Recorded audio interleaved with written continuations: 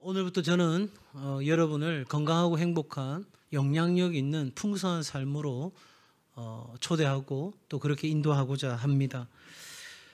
이 과정은 김영국 목사님이 쓰신 풍성한 삶으로의 초대라는 그 책을 기초로 저희 교회가 캠페인을 준비했습니다. 원래는 이끄미와 따르미, 그래서 1:1 제자 훈련이나 또 1:2, 3 정도 같이 공부하고 나누는 과정인데, 저는 좀 욕심이 있어서 우리 교회 전체가 이 풍성한 삶으로 가시면 좋겠다, 그런 마음이 있어서 저희 교회가 캠페인으로 이번에 한번 이 과정을 만들었습니다. 그래서 주일 제가 전하는 말씀, 그 기초는 풍성한 삶으로의 초대라는 그 책의 기초에 있다는 걸 미리 제가 밝혀둡니다. 그리고 우리 소그룹에서, 구역가족교회에서 또 남성교회에서 풍성하게 나눌 수 있도록 하고, 그리고 김영국 목사님의 직접 강의하신 요약 강의를 저희 홈페이지에 올리고 또 구역이나 남성교회 다 우리 리더들에게 그 링크를 배달해 드립니다. 그래서 이번에 어떻게 해서든 이 주제를 잘 배우고 자신에게 적용하고, 더 나아가서 우리가 그 구역 안에서 함께 나누는 시간을 통해서 여러분 주위에 신앙을 아직 갖지 않은 분이나 믿음이 없는 분들과 또 그 주제로 나누실 수 있도록 그렇게 진행하는 것이니 함께 이 잔치에, 이 귀한 여정에 해주시면 좋겠습니다. 적어도 우리의 삶에 하나님이 주고 싶어 하시는 삶이 뭐냐 하는 것을 깨닫는 것이 우리에게 있어서 가장 중요할 텐데요. 인생에 있어서 가장 중요한 질문은 내가 어디에서 와서 어디에 있고 어디로 갈 것인가 하는 것에 대한 질문입니다. 여러분, 그런 의미에서 본다면 이 과정은 우리 인생에 있어서 가장 중요한, 어디서 와서 어떻게 살아가고 있고 어디로 갈 것인가 하는 것은 이 땅에 나를 던져놓으신 하나님을 알아가는 과정이다, 이렇게 말해도 틀린 말이 아닐 것입니다. 자, 그러면 여러분, 우리의 인생 가운데서 가장 아름다운 여행은 나를 알아가고 나를 창조하시고 이 땅 가운데 던져주신 하나님을 알아가는 것이라 말씀을 드렸어요. 왜 이것이 중요한 것인가? 여러분, 우리가 꿈꾸는 삶을 한마디로 말하라면 행복한 삶이죠. 맞습니까? 네. 내가 돈을 모으고 자식들을 키우고 내가 원하는 취미 활동을 하고 내가 좋아하는 사람들을 만나고, 그 모든 것 사실은 한마디로 말하면 내가 행복하기 위해서 하는 일들인 거죠. 그래서 그 행복에는 사랑도 있고 또 서로를 향한 신뢰도 있고 서로를 향한 배려와 격려와 위로와 많은 것들이 그 속에 담겨 있습니다. 자, 그런 의미에서 우리는 하나님을 알아간다, 내 인생의 존재 목적과 이유를 알아간다, 그것은 바로 이 행복한 삶으로 나아간다는 거예요.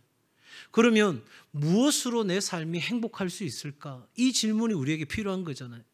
그래서 어떤 사람은 돈을 많이 모으면 행복할 거라 생각합니다. 그래서 돈 하면서 어떻게 해서든 돈이 되는 일을 위해 살아갑니다. 돈이 되지 않는 일은 쳐다보지도 않습니다. 내 시간과 내 건강과 내 재능과 모든 것을 다 동원해서 어떻게 해서든 돈을 벌어야 되겠다. 돈이 힘이고 돈이 내가 누릴 수 있는 최고의 기쁨이다 생각해서 돈 그렇게 살아갑니다. 과연 돈을 추구하면 행복할 수 있을까요? 또 요즘은 뭐죠? 건강입니다. TV 방송에서 건강에 대해서 얼마나 많이 다룬지 몰라요. 그래서 우리나라 국민의 거의 90%는 건강 전문가입니다. 예. 무슨 약이 좋고 무슨 풀을 먹어야 되고 무슨 음식을 먹어야 되고, 얼마나 건강에 대해서 관심이 많은지. 여러분, 과연 그 건강 내가 지켜내면 행복할 수 있을까요? 또 하나가 뭐죠? 취미, 쾌락, 즐거움입니다.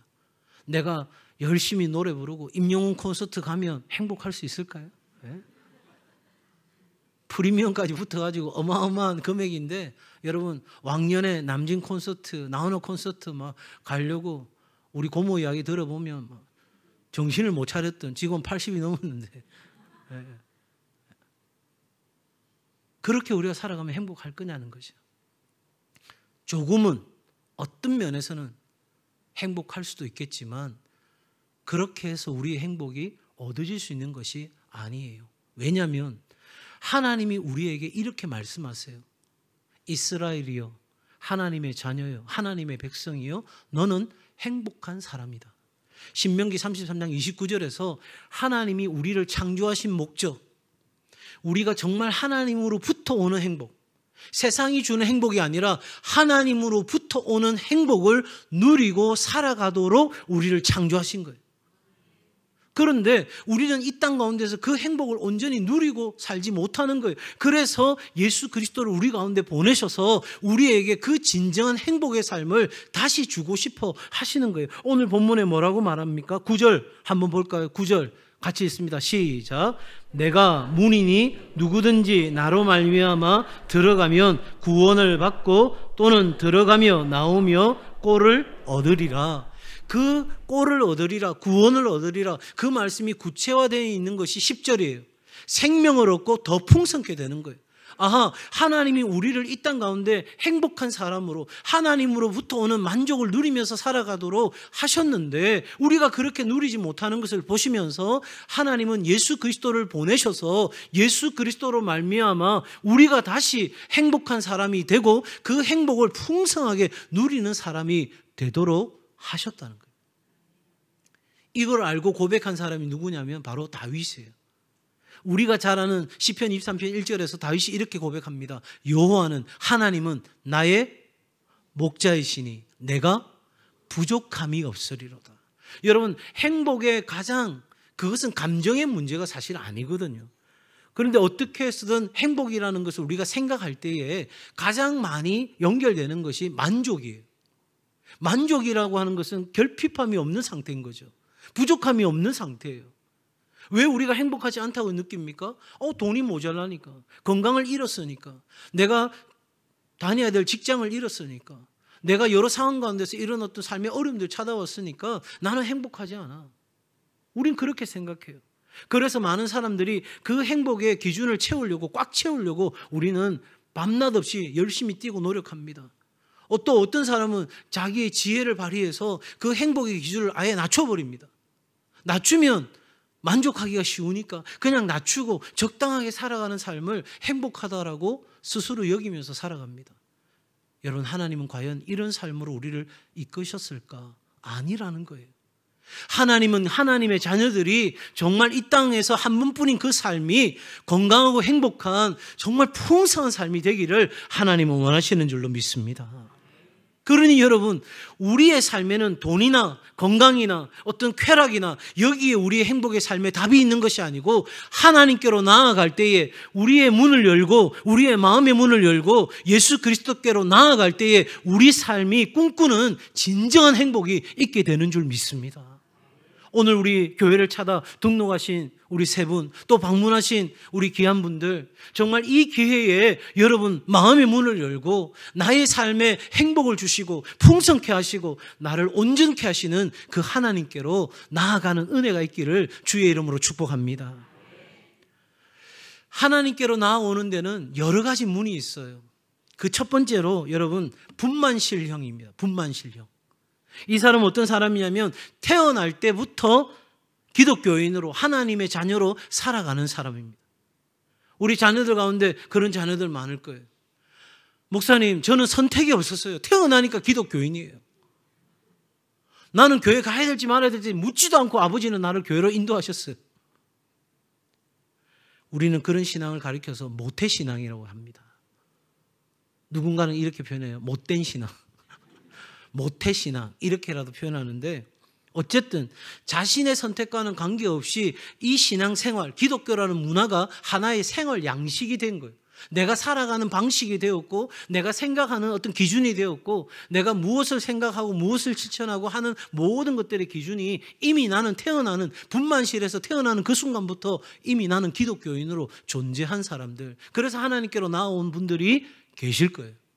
제가 손들으라고는 안 해요. 두 번째는 어떤 분이 계시냐면 응급실형이 있어요. 응급실에는 누가 가요? 갑자기 사고가 난 사람들이 응급실에 실려가잖아요. 인생 살다 보니까 어려움이 찾아왔어요. 여러 역경이 찾아왔어요. 어제도 우리 권사님하고 잠깐 이야기 나눴는데 언제 인격적으로 하나님 만나셨어요? 제가 청년 때 몸이 참 많이 아팠는데 어느 분이 권하셔서 제가 교회에 가면 병을 치유받을 수 있겠다, 그 이야기를 듣고 교회 나갔는데 정말 하나님께서 기적적으로 제 병을 고쳐주시고 제 안에 평안을 주셨어요. 그때 제가 예수님 만났어요. 여러분, 이렇게 응급실형이 있어요. 앞서 말씀드렸던 분만실형에는 성경의 인물 가운데 누가 대표적인 인물일까요? 바로 디모데입니다.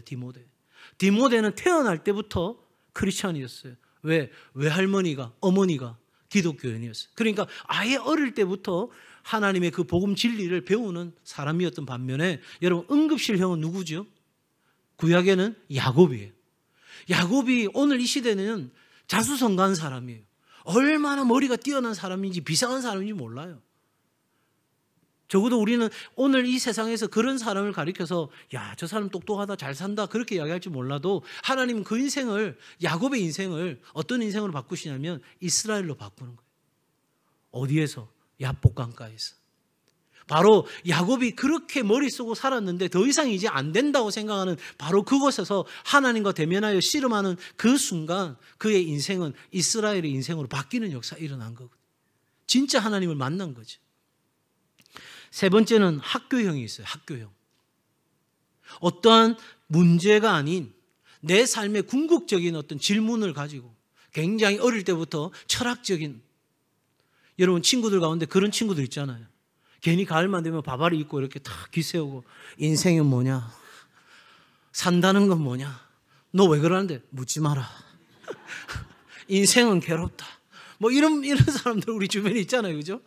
그것처럼 남들은 그냥 다 살아가는데 혼자서 뭐 진리를 탐구하는 어떤 그런 사람들이 있는 거죠. 그래서 내가 정말 산다는 게 뭔가, 그래서 그 진리를 찾다가 하나님께로 나오는 사람들이 있어요.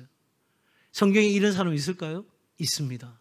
바로 예수님의 제자 빌립이 만났던 에디오피아 네시아 같은 사람이에요. 이 에디오피아 네시가 이사야서를 읽고 있는데 빌립이 가서 묻습니다. 그거 다 이해하십니까? 아니요, 뭔 말인지 모르겠어요. 그러면 제가 설명해 드리겠습니다.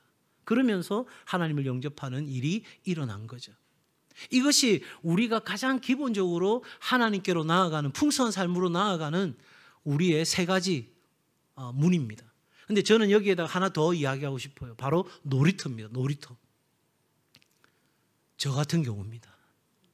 저 어릴 때 집이 가난했는데, 그러니까 저희 부모님들이 뭘 가르친다, 배운다 하면 다 좋은 건 줄 알아가지고 신앙생활도 안 하셨는데 교회 가서 뭔가 듣고 배우면 훌륭한 사람 되겠다 싶어가지고 교회 가라고 한 거예요. 저는 이게 얼마나 왔다 했는지. 왜? 교회 가면 야구 시켜주고 재밌는 일이 있으니까 집에서 아무것도 안 하고 있는 것보다는 교회 가는 게 낫고, 또 빵 하나라도 더 주니까. 근데 요즘은 빵 주가지고 될 일이 아니더라고요. 애들이요, 내가 거지예요 이런 거 받아가게 뭐 이런 정도가 됐으니까 저는 그때 내가 거지여도 줬어요. 하나 더 주세요. 그래서 빵도 막 6개 7개 갖고 와가지고 동생들하고 나눠 먹고. 여러분, 성경에 이런 사람도 있을까요? 있어요. 허다한 무리들. 예수님이 기적을 베푸셨어, 예수님이 이런 일을 하셨어. 야, 그래? 우리가 예수님 따라가면 정말 놀라운 걸 배울 것 같은데, 정말 놀라운 걸 경험할 것 같은데, 야, 예수님 따라가면 신나는 일이 있을 것 같아. 죽은 자가 살아나고 병든 자가 치유되는 그런 놀라운 역사가 일어나는데 내 삶에도 뭔가 번쩍번쩍하는 일들이 일어날지 않을까? 그런데 여러분, 이 허다한 무리들은요, 웬만하면 다 떠납니다. 저는 살아남았어요. 저는 살아남아가지고 목사가 되었어요. 사랑하는 여러분, 이 놀이터형은요, 우리의 삶에 모두가 갖고 있는 기본적인 생각일 거예요. 예수 믿으면, 교회 나가면 좀 좋은 일이 있었으면 좋겠다. 그런데 내 생각만큼, 기대한 만큼 되어지지 않으면 많은 사람들은 다 떠납니다. 다 떠납니다. 우리에게 있어서 앞서 말씀드린 세 가지, 생활 양식의 문, 또 우리가 경험하는 경험의 문, 그리고 우리가 갖고 있는 탐구의 이 문, 이 세 가지 문은 반드시 있어야 돼요. 하나님을 알아가는 데 있어서 우리가 그 진리를 탐구하는 거예요. 하나님 말씀이 그러한가요? 늘 생각하는 거예요. 정말 진리의 말씀이 그렇게 말씀하고 있는 것인지. 여러분, 우리가 하나님의 말씀을 들을 때 우리의 생각이 바뀌고 우리의 믿음이 바뀌는 역사가 일어나는 거거든요. 여러분, 듣지 않으면 알 수가 없어요. 그렇기 때문에 하나님 말씀 듣고 그 진리의 말씀이 그러한가요? 탐구하는 과정 속에 우리는 하나님의 살아계심을 경험하게 되는 거예요. 내 문제로 인하여 경험할 수도 있고, 평탄한 길이지만 하나님 주시는 은혜로 날마다 감사와 기쁨으로 충만한 그 삶을 경험하게 되고, 그렇게 탐구하고 경험한 삶이 우리의 생활의 양식이, 생활의 방식이 되어져 가는 이 모든 것을 가리켜 우리는 하나님을 알아가는 과정이다. 그러면 여러분은 지금 어느 자리에 있느냐는 거죠.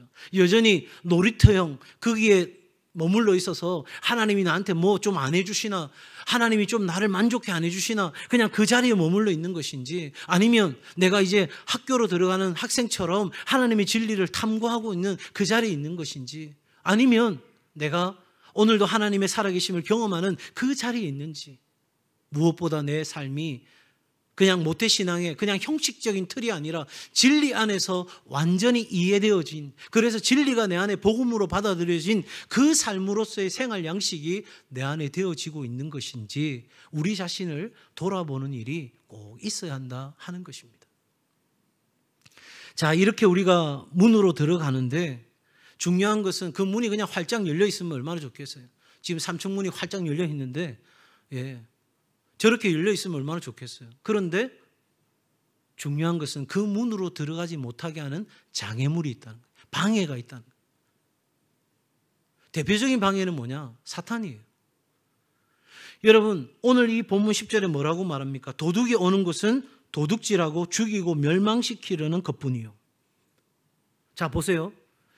예수님께서 이렇게 말씀하세요. 나보다 먼저 온 자는 다 절도요 강도니 양들이 듣지 아니하였느니라.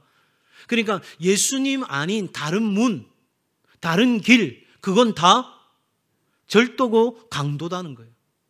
이 말이 무슨 말입니까? 여러분, 적어도 사단은 우리가 이 양의 문, 다시 말하면 예수 그리스도라는 문을 통과해서 우리가 하나님께로 나아가 풍성한 삶을 얻는 것을 결코 원하지 않는다는 거예요. 그러면 이 사탄은 뭐 하는가? 여러분, 10절의 말씀에 우리의 것을 도둑질하고 죽이고 멸망시킨다. 다시 말하면 우리 안에 있는 모든 좋은 것을 도둑질해 가는 거예요. 여러분 안에 있는 소망, 여러분 안에 있는 믿음, 여러분 안에 있는 경건, 여러분 안에 있는 열정, 그 모든 것을 다 도둑질해 가는 거예요. 어떻게? 때로는 고난을 통해서, 시련을 통해서, 시험을 통해서 어떻게 해서든 우리를 넘어뜨리려 하거든요. 그래서 우리의 마음을 주저앉혀가지고 우리의 것을 도둑질해야 할 뿐만 아니라 그 도둑질한 것으로 끝나지 않고 뭐 한다고요? 도둑질하고 죽이고, 우리의 영이, 우리의 삶이, 우리의 일터가, 우리의 가정이 완전히 박살이 날 때까지 계속해서 몰아가서 결국은 멸망에 이르기까지 사단은 절대 우리를 향한 공격을 늦추지 않는다. 그러니 우리가 이 풍성한 삶으로 나아가고자 할 때, 여러분, 예수 그리스도는 우리의 문이 되고 우리가 들어가고 나가며 꼴을 얻는 그 풍성한 삶으로 우리에게 그 길을 열어주셨는데 사단은 어떻게 해서든 그 길을 가지 못하도록 우리를 방해하는 거죠. 성도 여러분, 인생 살다가 일고시시라고 제가 했습니다. 하루의 고통, 하루의 시련, 하루의 시험이 찾아올 때 무너진 것으로 끝나는 게 아니라 파멸에 이르기까지 사단은 절대 물고 놓지 않습니다. 아차 싶으시면, 이거 내가 이러면 안 되겠다 싶으시면 그 자리에서 일어서셔야 돼. 뭔가 답이 있든 없든 내가 알든 모르든 이건 아니지. 예수님께서 나에게 생명을 주시고 더 풍성케 하려고 이 땅 가운데 오셨고 하나님은 내게 그것을 주시기 원하시는 좋으신 아버지인데 내가 이렇게 살도록 내버려 두시지는 않는 거지. 내가 하나님께로 나아가야지. 하나님께서 어떻게 이 일을 이루실지, 어떤 시간에 이 일을 이루실지, 어떤 방법으로 이 역사를 이루어 가실지 몰라도, 알지 못해도 그냥 오직 주의 말씀 붙잡고 그냥 나아가는 결단이 우리 가운데 필요한가. 두 번째 장애는 뭐냐면 교회와 기독교인들에 대한 부정적인 이미지예요. 뉴스를 통해서 우리는 수많은 타락한 사람들의 이야기, 위선적인 이야기들을 듣습니다. 정말 부끄러워요. 어느 교회 목사가 이렇게 했다더라. 어느 교회 장로가 뭐 75번인가 65번에 걸쳐서 교회 재정을 횡령해가지고 그것도 6, 7년 동안 그렇게 했다더라. 정말 우리 기독교인으로서 부끄러운 일들이 우리 사회에 일어나고 있어요. 입이 10개라도 할 말이 없어요. 뿐만 아니라 우리 기독교인들이 하나님 말씀 배우지 않아요. 하나님 말씀 깊이 연구하지 않아요. 하나님의 말씀이 그러한가요? 상고하고 생각하는 일 하지 않아요. 그냥 신앙생활 하다 보니 내가 잘못된 지식으로 다른 사람에게 그렇게 가르치는 일들이 일어나는 거예요. 앨런 크라이드라고 하는 사람이 쓴 초기 교회와 인내의 발효라는 책이 있어요. 부제가 어떻게 붙어 있냐면 로마 제국 안에 뿌리 내린 초기 기독교의 성장 비밀, 이렇게 책 부제가 붙어 있어요. 여러분, 이 초대교회 때 기독교는 인기 있는 종교가 아니었어요. 자, 이 기독교를 시작한 예수님이 십자가에서 죽었어요. 이 종교를 시작한 주인공이 사라진 거예요. 더군다나 이 당시 이 기독교는 저 변방에 그냥 유대 종파의 한 분파로 이해되는 정도였어요. 그러니 사람들이 이 기독교로 들어오는 것은 결코 쉬운 일이 아니었죠.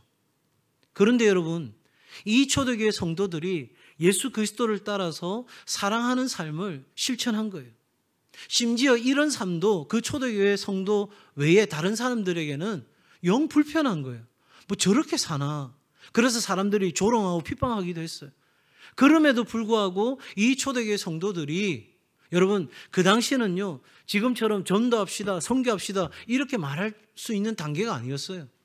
전도라는 말, 선교라는 말 차마 입 밖에 못 내는 거예요. 왜? 그거 말하면 내 생명 걸어야 되는 거니 누구 보고 생명 거세요? 지금 나가서 죽을 각오하세요. 목 잘릴 각오, 사자굴에 던져지고 몸이 톱으로 두둥강에 날 그 각오하고 나가서 전도하세요, 선교하세요. 누가 이렇게 이야기할 수 있겠어요?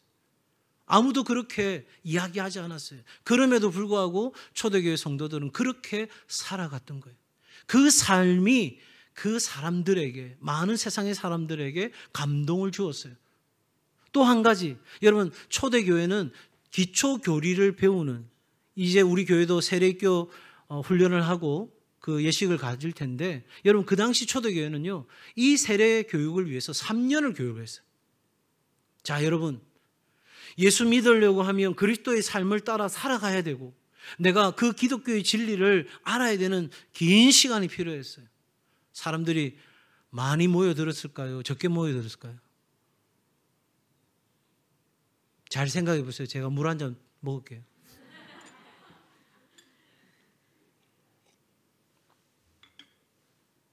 교회에 등록한 사람이 많았을까요? 적었을까요? 네. 많은 사람들이 왔다가 많은 사람들이 떠나갔어요. 그 입교하는 과정에서 다 추풍낙엽처럼 떨어져 나갔어요.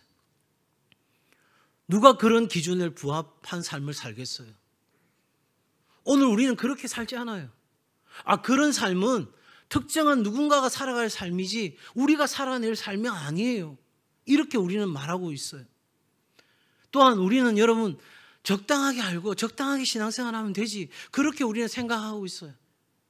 그런데 여러분, 그렇게 사람들이 떨어져 나갔잖아요. 그런데 초대교회는 누구만 남았냐면 진짜 백이만 남은 거예요. 진짜만 남은 거예요.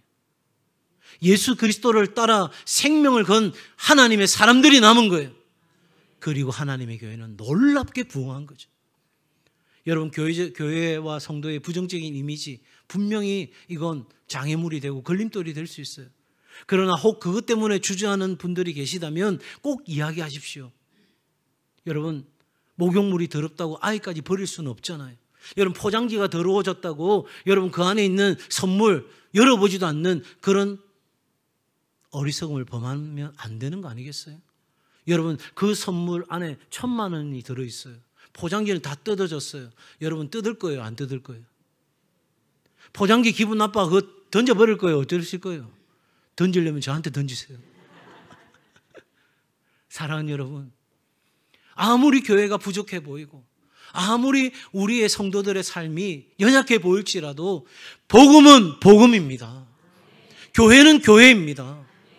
우리의 부족이 그러한 하나님의 영광을 가리운다고 해서 사랑하는 성도들이요, 사랑하는 세상의 사람들이요, 이 하나님 나라 복음을 받드는 일, 그 복음을 붙잡는 일 멈추지 않기를 주의 이름으로 축복합니다. 세 번째 장애물은 지적인 장애물이에요. 지적인 장애물. 보통 우리는 앞서 말씀드린 것처럼 그렇게 배우려고 하지 않다 보니까 우리 신앙생활이 대부분 다 덮어놓고 하는 신앙이에요. 우리 어르신들 때는 또 좀 그랬어요. 왜냐하니까 우리 앞에 가르치는 목사님들도 부족함이 있었기 때문에 그러실 수도 있어요. 그러다 보니까 우리가 잘못된 것을 가르치는 거예요. 그냥 아예 질문하면 그 질문 자체가 부정한 것이라고 생각해요. 그래서 기독교는 무조건 그냥 믿어야 된다는 식으로만 우리가 접근할 때 오늘 이 시대는 받아들일 수가 없는 거죠. 왜냐하면 오늘 이 시대는 과학적인 시대예요. 과학적인 탐구 방법을 원하는 시대예요. 그래서 설교도 그냥 선포만 하는 것이 아니라 설득의 부분들이 필요한 거예요. 사랑하는 여러분, 우리가 진리에 관심 갖지 않으므로 우리의 진리를 듣는 사람들이 그 진리에 대해서 관심 갖지 않는 일이 일어나지 않도록 우리는 진리를 더 가까이 하는 일이 있어야 할 줄로 믿습니다. 네 번째는 개인이 겪는 삶의 고통과 시련이 장애물이 되는 거예요. 하나님이 사랑하신다면서, 하나님이 선하시다면서, 하나님이 나를 인도하시고 보호하신다면서, 그러면 내 삶에 이런 어려움은 없어야지. 예수 믿는데, 예수 잘 믿는데 그런 어려움은 없어야지. 여러분, 우리는 그런 시련으로 하나님을 믿지 못하겠다고 말합니다. 전쟁과 질병, 기근, 그리고 크고 작은 어려움들이 내가 하나님께로 나아가는데 방해가 됩니다. 이 부분은 좀 긴 시간이 필요하기 때문에 다음 주제에 제가 다룰 텐데, 어쨌든 그 속에도 하나님의 선하신 뜻이 있다는 거죠. 그 다음 제가 두 가지만 더 말씀드린다면, 여러분, 다른 종교를 가진 가족들 때문에 아이고 내 자식이 교회 안 나가는데, 부모님이 교회 안 나가는데 내가 그래서 교회 나가는 것은 너무 어려운 일이야. 맞아요. 예수님께서도 그걸 아셨어요. 그래서 뭐라고 말씀하시냐면, 너의 가족을 나보다 더 사랑하면 내 제자가 될 수 없다.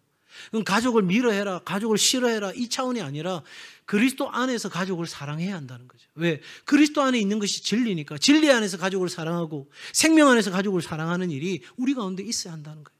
그러니 여러분, 주저하지 마시고 다른 종교를 가진 가족들이 있다 할지라도 내가 먼저 이 진리 안으로 들어가서 다른 가족을 진리로 이끌어가는 그런 삶이 이어질 수 있길 바랍니다. 마지막은 여러분, 정말 많은 분들이 하시는 이야기예요. 제가 먹고 살기 위해 살다 보니 교회 갈 시간이 없다고. 이 부분에 대해서도 예수님께서 말씀하셨어요. 무엇을 먹을까, 무엇을 마실까, 무엇을 입을까, 뭐 하지 말라? 염려하지 말라. 아니, 우리를 사랑하셔서, 그것도 우리가 죄인 되었을 때 우리를 사랑하셔서 하나밖에 없는 아들을 다 내어주셨어요. 그거 하나님 전부예요. 전부예요. 여러분, 그 아들이 돈보다 못합니까? 그 아들이 건강보다 못하는 거예요? 아니에요. 전부예요. 전부를 우리를 위해 내어주셨어요. 그런 하나님이 우리에게 뭘 아끼시겠느냐는 거예요. 이렇게 물으실 거예요. 목사님 진짜입니까? 예, 그걸 믿는 게 믿음이라고요. 사랑하는 여러분, 질문 없는 신앙이 아닌 솔직한 질문으로 하나님께 나아가면 우리는 하나님으로부터 정직한 답을 듣게 되는 역사가 일어날 것입니다. 미국의 저명한 선교사인 스탠리 존스의 이야기를 하나 하고 오늘 말씀을 마치려고 합니다. 사람들이 각자 선택한 그 길을 따라서 어떤 결과의 차이가 있는지 그분의 글을 인용해서 말씀드려 봅니다. 미국에서 한때 골드러시라고 황금을 찾아 사람들이 막 길을 떠나는 일들이 있었습니다. 바로 1849년입니다. 이 49년 미국인들에게 굉장히 각인되어 있는 그 연도예요. 이 49년에서 3년이 지난 1852년에 스탠리 존스가 쓴 글입니다. 그는 이렇게 기록하고 있습니다. 1852년 어느 날 나는 오마하를 떠나 서부 태평양 연안을 향해 달리는 두 무리의 포장마차들을 보았습니다. 그들은 같은 길을 따라 여러 날을 함께 달리다가 마침내 두 갈래 길로 갈라지게 되었습니다. 그중 한 무리는 마차의 포장에 God Seekers, G-O-D, God, 하나님, Seeker, 찾는 사람, 하나님을 찾는 사람들이라고 표시한 사람들이 있습니다. 신앙의 자유를 찾아 떠난 아메리카 대륙을 찾았던 바로 그 청교도들의 후예들인 거죠.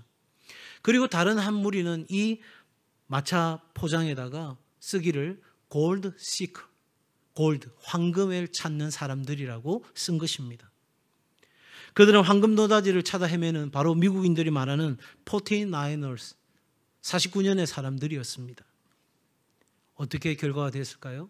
이 하나님을 찾는 사람들은 서부를 개척하여 오늘의 미국 문명을 건설하는 사람들이 되었습니다. 후자는요, 황금을 찾는 그 사람들, 황금을 찾았습니다. 그런데 금광이 폐광된 이후 그들 손에 남은 것은 아무것도 없었다라고 스탠리 존슨은 기록하고 있습니다. 사랑하는 여러분, God seekers, 하나님을 찾는 사람들과 gold seekers, 황금을 찾는 사람들은 딱 한 글자, L자, 한자의 차이입니다. 여러분, 하나님 찾든 안 찾든 그거 뭐 별 대수야? 교회 나거든 안 나거든 그거 별 차이가 없는 것 같은데 아닙니다, 여러분. 한 글자의 차이가 정말 엄청난 차이를 만든 것처럼 우리의 지금의 선택이 문을 열고 하나님께로 나아가는, 그래서 어떤 장애물이 있든 우리가 그 장애물을 뛰어넘어 하나님께로 나아갈 때 우리는 골드가 아닌 진정한 갓, 우리에게 참 만족을 주시는 풍성한 삶을 주시는 하나님을 만나게 될 줄로 믿습니다. 우리 동성애 가족들, 또 온라인으로 함께 하시는 분들, 이 6주간의 캠페인을 통해 우리 모두가 하나님 주시는 건강하고 행복한 영향력 있는 풍성한 삶을 누리시기를 주의 이름으로 축복합니다.